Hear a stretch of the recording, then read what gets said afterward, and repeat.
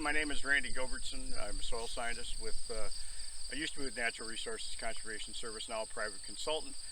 This particular plot is a mixture of warm season grasses, big blue stem, little blue stem, switchgrass, established in about 2016.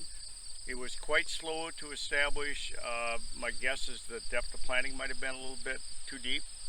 Finally this year we've got a decent stand out here. This was harvested July 12th.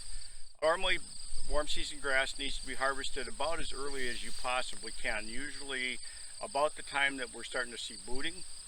Reason for that is that warm season grasses respond to warm weather primarily, and the primary growth is going to occur between July and mid to late August in this climate. So we want to harvest early with the potential then to get a second cutting, but that second cutting needs to be early enough that the plant has the time necessary to recover some growth, possibly set some new seed heads for reseeding, and establish some root reserves for winter.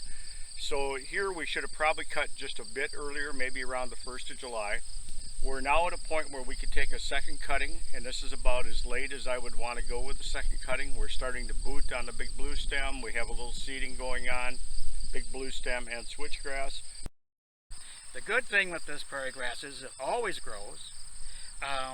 It will grow forever. You don't need to fertilize it. So if you mix and match this stuff, it has a place in the, and I wish I had, on my porous fields, I wish I had them all in prairie grass, because that's where it'll do the best, I'm sure, in a drought situation.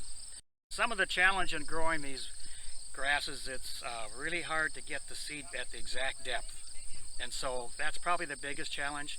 With the prairie grass, that seed is extremely light, and it's hard to get it to go out of any kind of a hopper, and it only can be very shallowly planted, like a 1/16 or 32nd of an inch, and that's the trick. And that was a part of our problem here, was to get it seeded at the right depth.